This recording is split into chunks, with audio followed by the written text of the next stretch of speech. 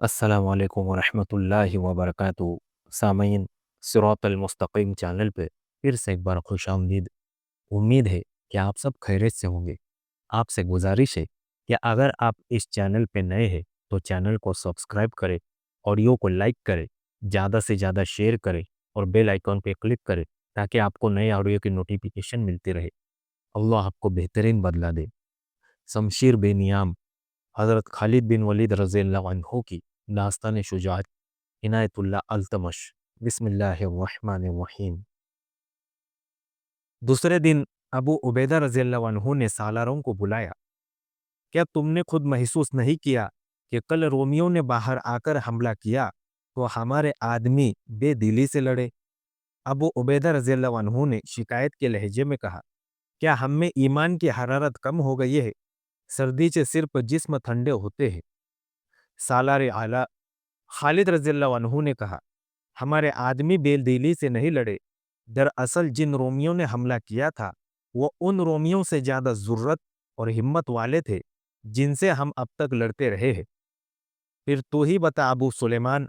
अबू उबैदा रज़ियल्लाहु अन्हु ने पूछा, हमें इतने लंबे मुहासरे में यही बैठते रहना चाहिए? नहीं अबू उबैदा, खालिद रज़ियल्लाहु अन्हु ने कहा, कल सुबह हम मुहासरा उठा लेंगे। दूसरे सालारों ने हैलत से खालिद रज़ियल्लाहु अन्हु की तरफ देखा। हाँ मेरे दोस्तों, खालिद रज़ियल्लाहु अन्हु ने कहा, कल हम यहाँ नहीं होंगे और मेरी तजवीज़ गौर से सुन लो। खालिद रज़ियल्लाहु अन्हु ने इन्हें मुहासरा उठाने के मुतालिक कुछ हिदायत दी। अगली सुबह शहर की दीवार के ऊपर से आवाजें आने लगी, वो जा रहे हैं, मुहासरा उठ गया है, वो देखो मुसलमान जा रहे हैं। सालार हरबीस को इत्तिला मिली तो वो दौड़ता हुआ दीवार पर आया। उसके साथ बड़ा पादरी था। सर्दी ने अपना काम कर दिया है, हरबिस ने कहा। इनमें लड़ने की हिम्मत नहीं रही। मैं इन्हें जिंदा नहीं जाने दूंगा। इनके ताकुब में जाऊंगा, इन्हें खत्म करके आऊंगा। मोहतरम सालार, पादरी ने कहा, मुझे ये मुसलमानों की चाल लगती है।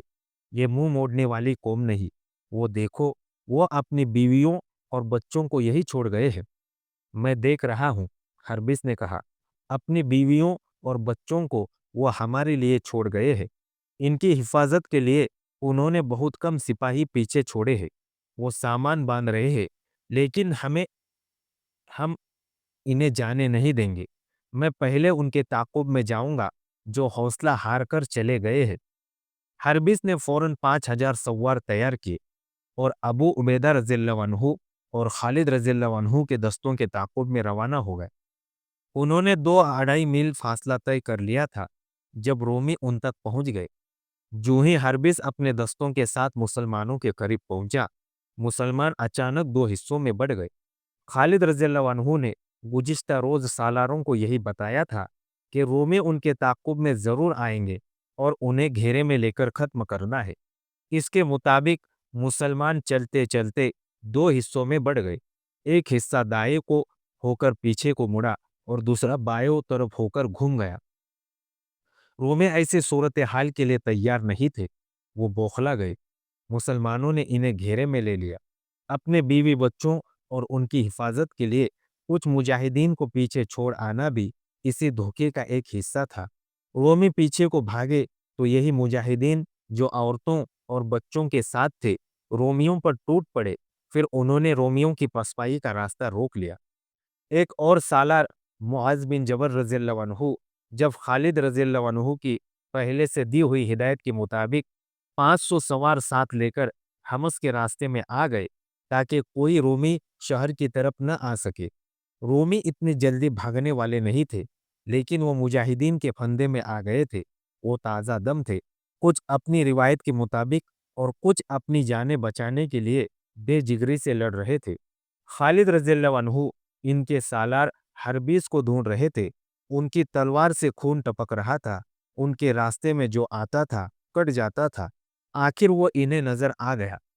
मैं हूं इब्ने वलीद, खालिद रज़ियल्लाहु अन्हु ने ललकार कर कहा।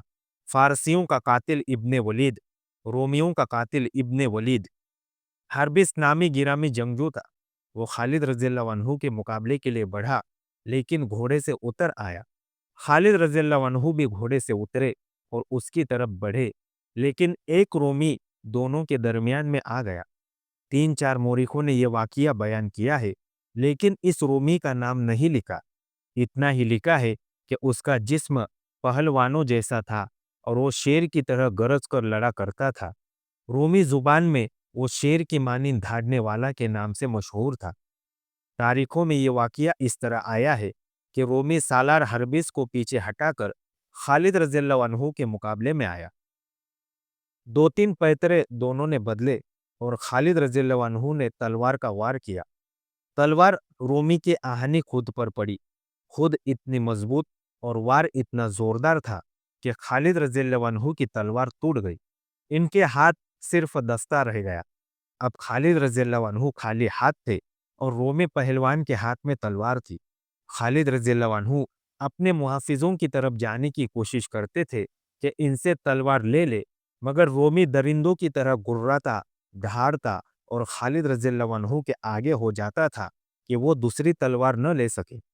एक मुहाफिज ने खालिद रज़ियल्लाहु अन्हु की तरफ तलवार फेंकी, लेकिन खालिद रज़ियल्लाहु अन्हु से पहले रोमी तलवार तक पहुंच गया और तलवार परे फेंक दी। खालिद रज़ियल्लाहु अन्हु का बचना मुमकिन नजर नहीं आता था। रोमी ने उन पर ताबड़तोब वार करने शुरू कर दिए। खालिद रज़ियल्लाहु अन्हु इधर उधर होकर वार बचाते रहे। रोमी ने एक वार दाएं से बाएं को किया, जिसे खालिद रज़ियल्लाहु अन्हु की गर्दन या इससे जरा नीचे पड़ना था, लेकिन खालिद रज़ियल्लाहु अन्हु बड़ी फुर्ती से बढ़ गए। रोमी का यह जोरदार वार खाली गया तो अपने ही जोर से वो घूम गया। खालिद रज़ियल्लाहु अन्हु उछलकर उस पर झपटे। रोमी पलक झपकते फिर घूम गया और खालिद रज़ियल्लाहु अन्हु के बाजुओं के शिकंजे में आ गया। अब सूरत ये थी कि दोनों के सीने मिले हुए थे और रोमी खालिद रज़ियल्लाहु अन्हु के बाजुओं में था। खालिद रज़ियल्लाहु अन्हु ने बाजुओं दबाना और शिकंजा सख्त करना शुरू कर दिया। रोमी खालिद रज़ियल्लाहु अन्हु की गिरफ्त से निकलने के लिए जोर लगा रहा था, लेकिन खालिद रज़ियल्लाहु अन्हु की गिरफ्त सख्त होती जा रही थी और वो इस कद्र जोर लगा रहे थे कि खून उनके चेहरे में आ गया और चेहरा गहरा लाल हो गया।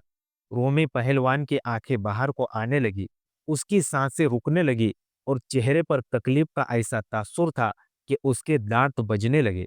मोर्रिक वाकदी ने लिखा है कि रोमी पहलवान की पसलियां टूटने लगी। रोमी और ज्यादा तड़पने लगा। खालिद रज़ियल्लाहु अन्हु और ज्यादा जोर से अपने बाजुओं के शिकंजों को तंग करते गए।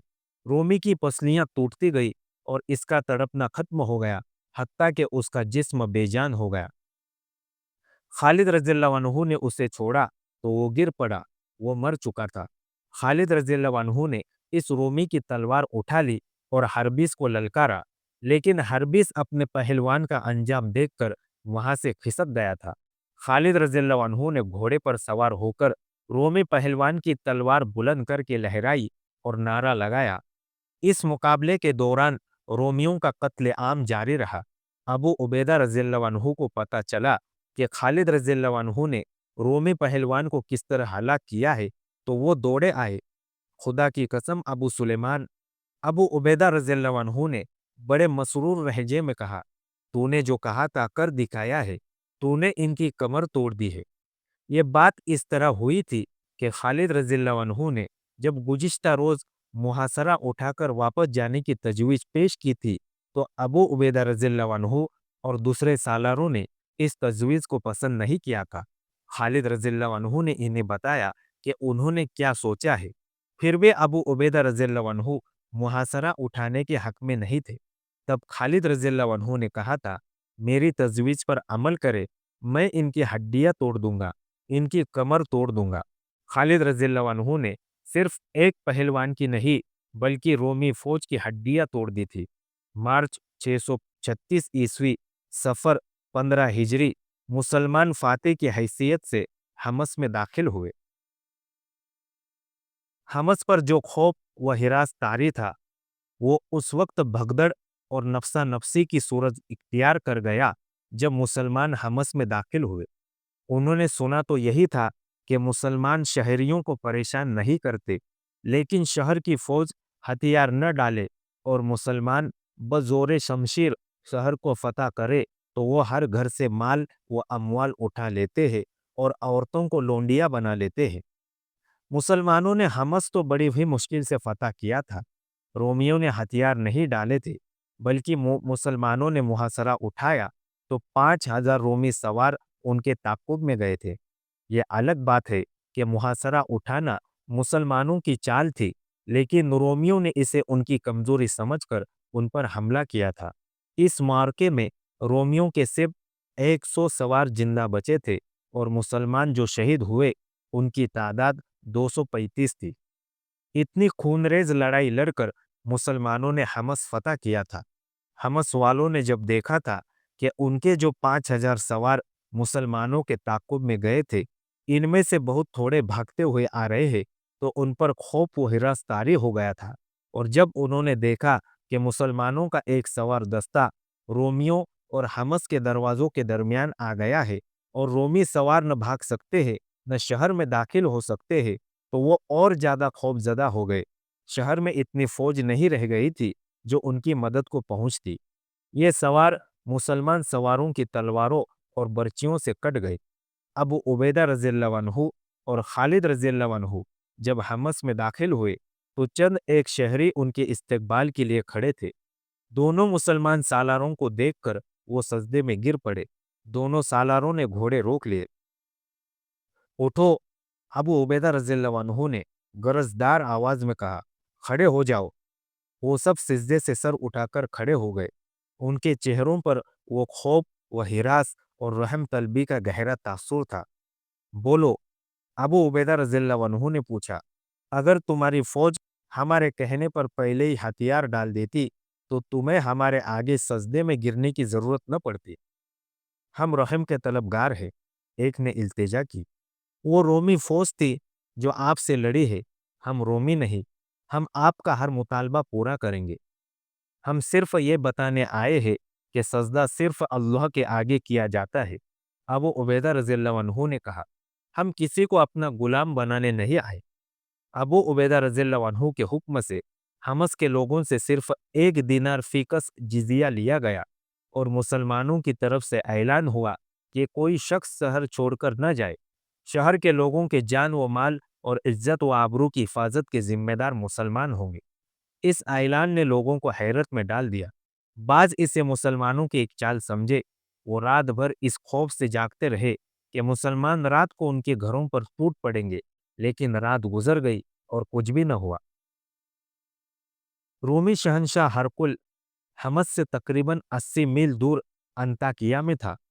उसे जब खबर मिली कि हमस भी हाथ से निकल गया है, तो उसके होंठों पर हल्का सा तबस्सुम आ गया, जैसे वो इसी खबर का मुंतजिर था।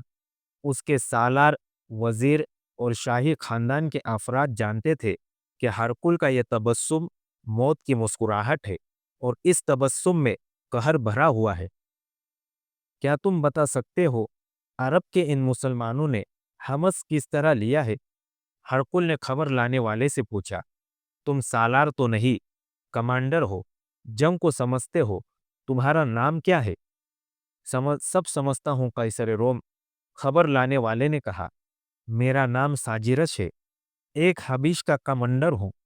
हमस एक धोखे ने हमसे छीना है। हमारे सालारों को तवक्को थी कि मुसलमान इतनी सर्दी बर्दाश्त नहीं कर सकेंगे और मुहासरा उठाकर चले जाएंगे। उन्होंने सर्दी की शिद्दत मुहासरे में गुजार दी और मुहासरा उस वक्त उठाकर चले गए जब सर्दी की शिद्दत गुजर गई थी और दरख्तों की कोंपलें फूटने लगी थी। और हमारे सालार उस वक्त किले में बैठे रहे जब दुश्मन बाहर सर्दी से ठिठुर रहा था। हरकुल ने कहा, हमारे सालार दुश्मन पर उस वक्त न झपटे जब सर्दी ने उसकी रगों में खून मुंजमद कर दिया था। फिर क्या हुआ?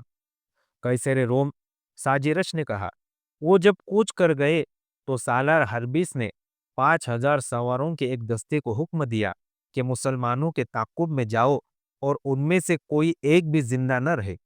हम उनके ताकुब में गए। जब उनके करीब पहुंचे तो उन्होंने पलटकर हमें घेरे में ले लिया। साजिरश ने हरकुल को तफसील से बताया कि मुसलमानों ने इन्हें किस तरह घेरे में ले लिया और इनके सवारों को तबाह व बर्बाद कर दिया है। हमारा सालार हरबिस कहाँ है? हरकुल ने पूछा। क्या वो जिंदा है? साजिरश ने कहा।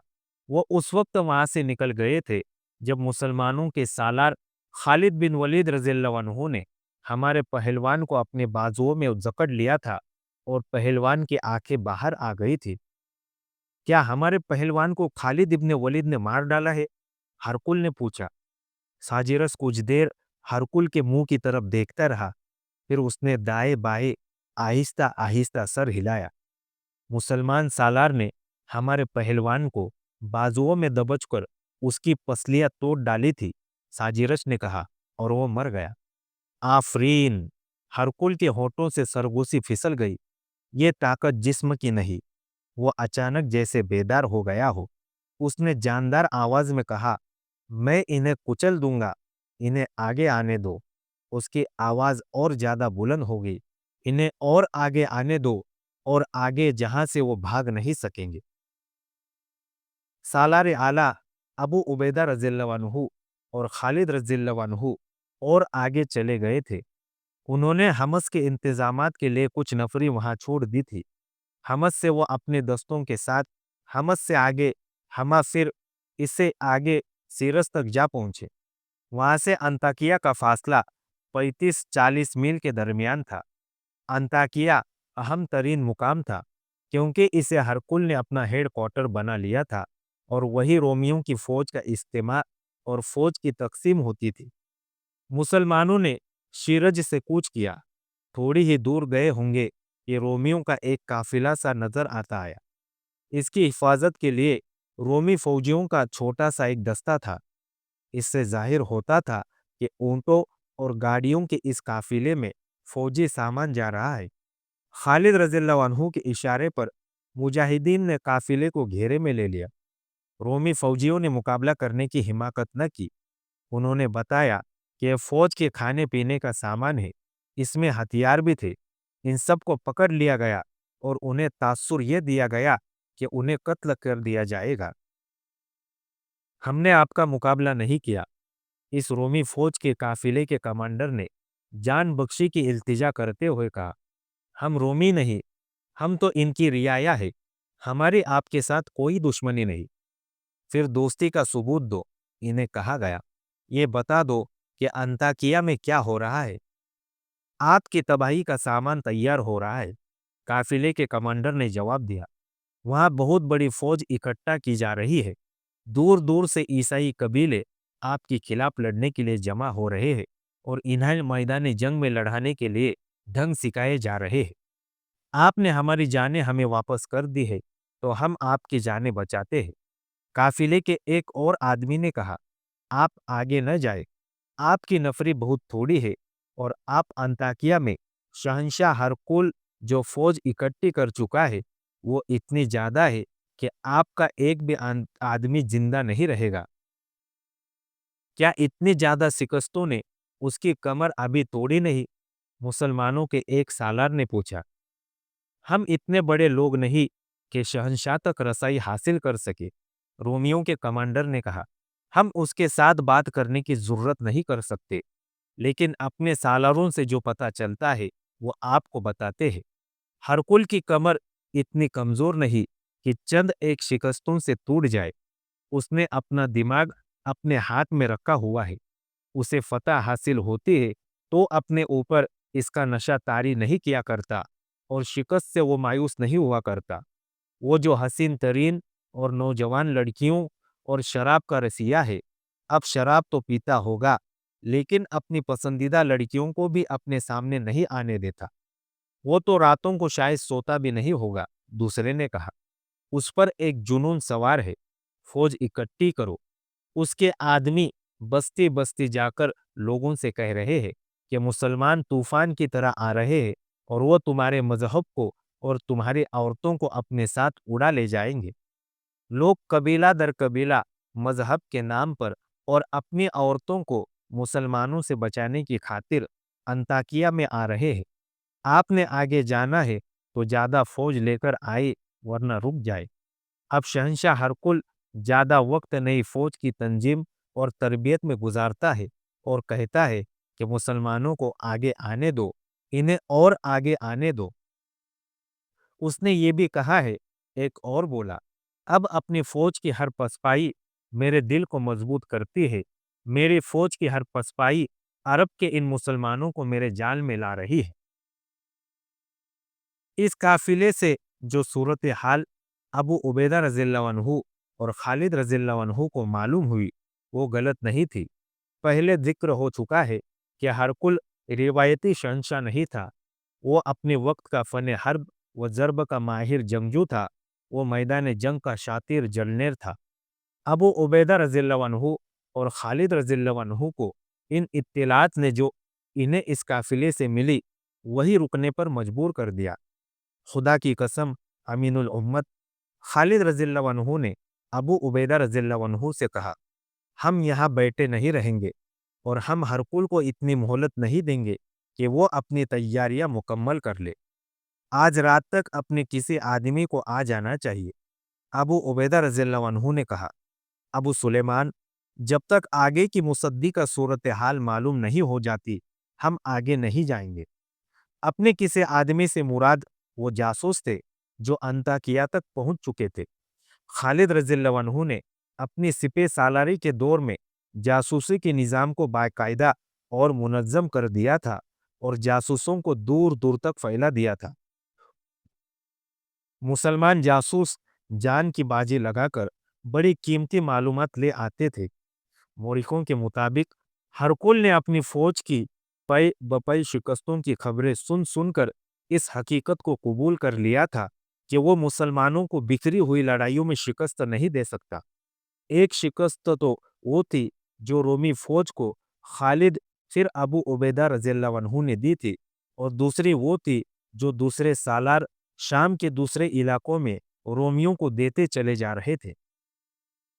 مسلمانوں کو فیصلہ کن شکست دینے کا ایک ہی طریقہ تھا کہ انہیں کسی ایک میدان میں اکٹھا ہونے پر مجبور کیا جائے اور ان کے خلاف ان سے کئی گنا زیادہ فوج میدان میں اتاری جائے۔ چنانچہ اس نے نئی اور بہت بڑی فوج تیار کرنی شروع کر دی تھی۔ مسلمانوں نے جب حمص پر قبضہ کیا اس وقت تک اس کی نئی فوج کی نفری 1.5 لاکھ ہو چکی تھی۔ انطاکیہ سے 40 میل دور ابو عبیدہ رضی اللہ عنہ اور خالد رضی اللہ عنہ اپنے دستوں کے ساتھ رکے ہوئے تھے۔ اس سے 2 روز بعد جب انہوں نے رومیوں کا قافلہ پکڑا تھا، مسلمان مغرب کی نماز کی تیاری کر رہے تھے کہ ایک گھڑ سوار پڑاؤ کی طرف آتا دکھائی دیا۔ اتنی دور سے پتہ نہیں چلتا تھا کہ وہ رومیوں کا کوئی فوجی سوار ہے یا کوئی مسافر ہے۔ پڑاؤ سے کچھ دور اس نے گھوڑا موڑ لیا اور پڑاؤ کے ارد گرد گھوڑا دوڑانے لگا جیسے پہچاننے کی کوشش کر رہا ہو۔ اس کا لباس مسلمانوں جیسا نہیں تھا۔ پکڑ لاؤ اسے، کسی کمانڈر نے اپنے سواروں کو حکم دیا۔ سوار ابھی گھوڑوں پر جینے ڈال رہے تھے کہ اس اجنبی سوار نے گھوڑا پڑاؤ کی طرف موڑ دیا۔ اللہ اکبر، اس نے نعرہ لگایا اور قریب آ کر اس نے بڑی بلند آواز میں کہا، میں اپنے پرچم کو پہچاننے کی کوشش کر رہا تھا۔ ابن اہدی، کسی نے کہا، اور چند ایک مجاہدین اس کی طرف دوڑے۔ ایک نے کہا، خدا کی قسم، ہم سب بھی تجھے رومی سمجھ رہے ہیں۔ کیا یہ لباس اس رومی کا ہے جسے تو نے قتل کیا ہوگا؟ ایک نے پوچھا۔ ابن اہدی کسی کو بتا نہیں سکتا تھا کہ وہ جاسوس ہے اور انطاکیہ سے آیا ہے۔ وہ ابو عبیدہ رضی اللہ عنہ کو خیمے میں چلا گیا۔ وہ ان 3-4 جاسوسوں میں سے تھا جو 1.5-2 مہینے سے انطاکیہ گئے ہوئے تھے۔ تجھ پر اللہ کی سلامتی ہو ابن اہدی، ابو عبیدہ رضی اللہ عنہ نے اسے گلے لگا کر کہا، ہم انطاکیہ کی خبر کے انتظار میں بیٹھے ہیں۔ ابن اہدی نے خالد رضی اللہ عنہ کے ساتھ مصافحہ کیا۔ خالد رضی اللہ عنہ نے بھی اسے گلے لگا لیا۔ کیا خبر لائے ہو؟ خالد رضی اللہ عنہ نے پوچھا۔ سیاہ کالی گھٹا ہے جو انطاکیہ کے افق سے اٹھ رہی ہے۔ ابن اہدی نے عربوں کے مخصوص شاعرانہ انداز میں کہا، اس گھٹا سے جو بینا مرسے گا وہ زمین پر سیلاب بن کر چٹانوں کو بھی بہا لے جائے گا۔ امین الامت اور ابن ولید، اللہ نے تمہیں اشارہ دیا ہے کہ آگے نہ جانا۔ ہمیں یہ اشارہ دشمن کے ایک قافلے نے دیا ہے۔